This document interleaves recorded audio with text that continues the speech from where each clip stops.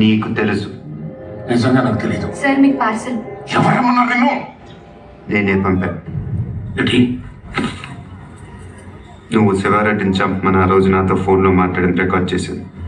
అదే ఆ క్యాసెట్. నువ్వు నిజం చెప్పకపోతే ఒరిజినల్ క్యాసెట్ సిబిఐకి ఇస్తాను. ఎంత కావాలి? ఏం కావాలని అడుగు బాజిరెడ్డి. ఆ రోజు నాతో మాట్లాడాక ఇంకెవరితోనో మాట్లాడు. వాళ్ళెవరు, ఏం మాట్లాడు. సైలెంట్గా ఉండటానికి ఇది లైబ్రరీ కాదు బాజిరెడ్డి. మాట్లాడు. ఆఖరిసారి అడుగుతున్నాను బాజిరెడ్డి. అప్పటికి చెప్పకపోతే నువ్వు నన్ను చూడాల్సి వస్తుంది. నీకు తెలుసు, నన్ను చూశాక ఇంకేం చూడటానికి నువ్వు ఉండవు. చూస్తావా? చెప్తాను. ఆ రోజు నువ్వు ఫోన్ చేసిన తర్వాత నాకు ఇంకో ఫోన్ వచ్చింది. ఆ ఫోన్ చేసింది నీ ఫ్రెండ్ మళ్ళీ. మా వాడు తిరిగాడు.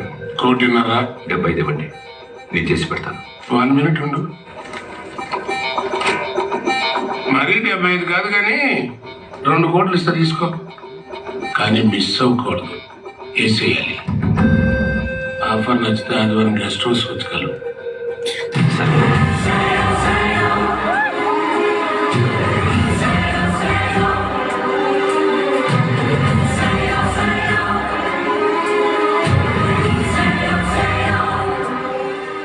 మళ్ళీ ఎక్కడ? కావాలంటే నువ్వు అని చంపేసుకో, నేను రాను.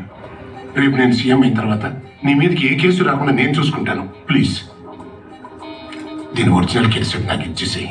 సారీ బాజిరెడ్డి, నేను అబద్ధం చెప్పాను. నువ్వు ఆ రోజు మాట్లాడింది రికార్డ్ చేయలేదు. మరి ఎంటీ. కానీ ఇప్పుడు మాట్లాడింది రికార్డ్ చేశాను.